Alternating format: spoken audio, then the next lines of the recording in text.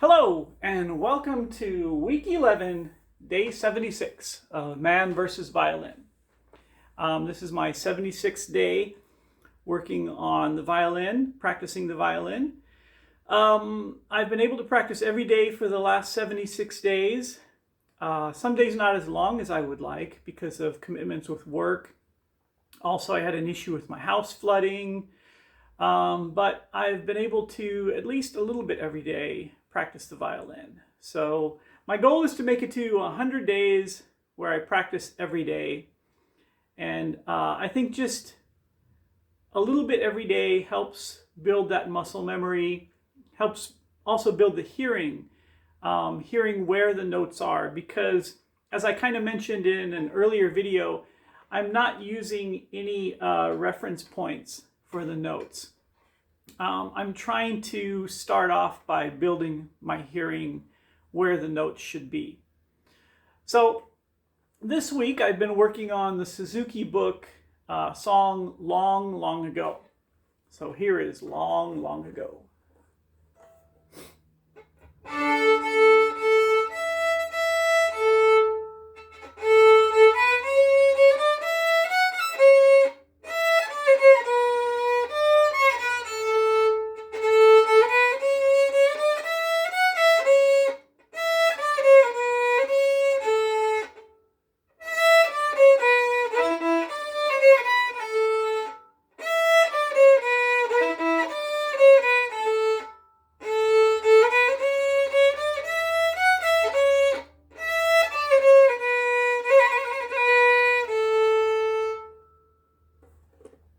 Long, long ago, that's a nice little song. It's got that jump from the A string to the D string, starting to incorporate the D string. So kind of that's where I'm at right now, kind of just starting to incorporate using that D string.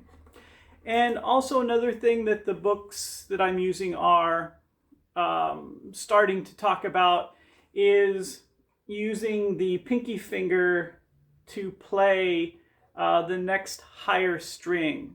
So for example, the A string is right next to the E string.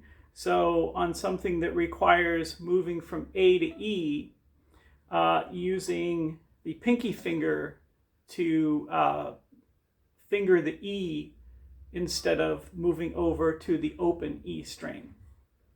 So that's kind of something I'm working on as well. In the Suzuki book, like I said, I'm working on Long, Long Ago, but I'm also trying to work on the Mel Bay book as well. And with Mel Bay, the song that I'm working on now is Scherzando. And I don't know if I'm quite saying that correctly, but it's Scherzando. Very exotic sounding. Let's see how old Scherzando sounds.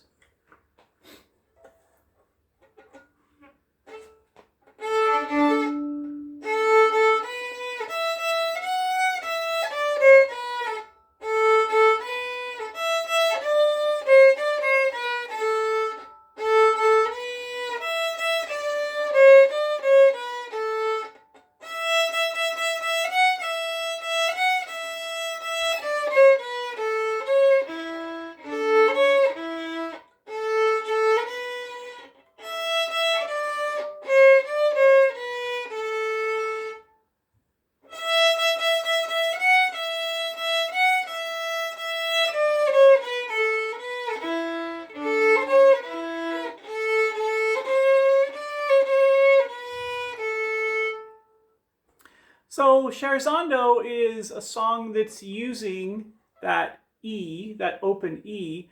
So like I said earlier, I've been also trying to incorporate using the pinky finger. So let's try that. Instead of using the open E, I'm going to be using the pinky finger on the A string.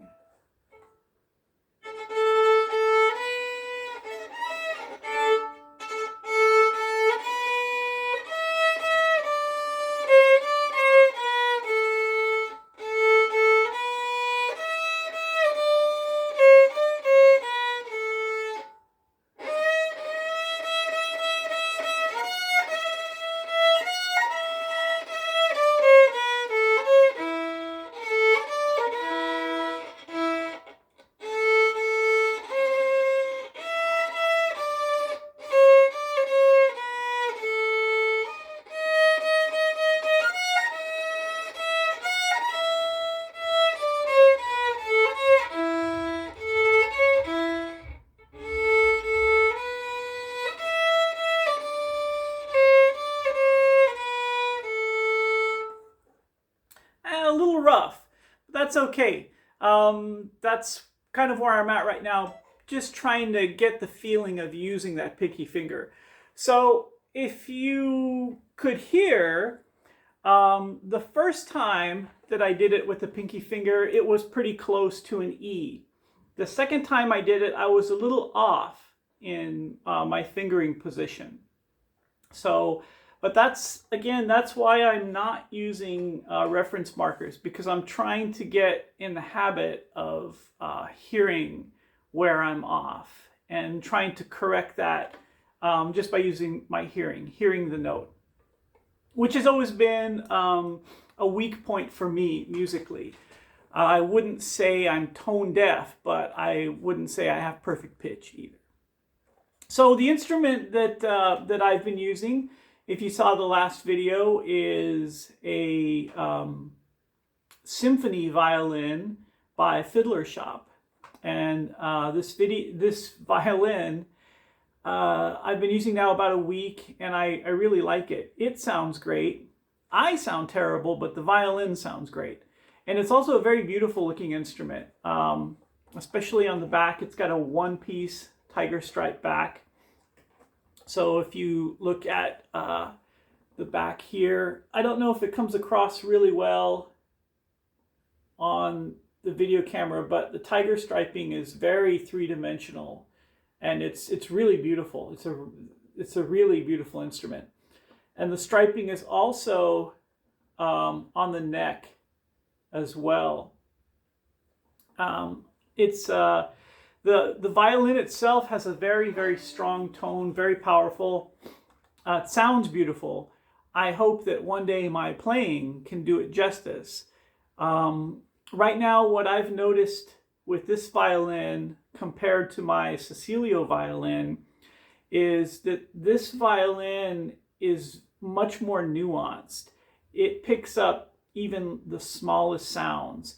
So it kind of makes my playing sound worse, because at my stage, I'm still making a lot of mistakes. I'm a beginner.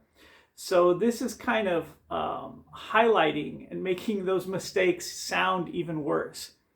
With the Cecilio violin, which wasn't as resonant and not as nuanced, I wasn't even aware that I was making some of those mistakes. So I think that having a violin that really reflects how you're playing is really helpful, especially for a beginner. I do like the Cecilio violin, and I still play it. It's a good violin for its price.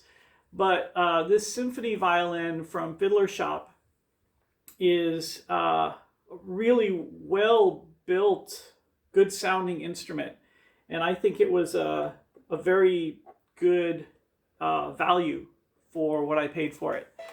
So this week I've started working on perpetual motion in the Suzuki book, and that one is one that hopefully next week I'll be a little bit skilled at.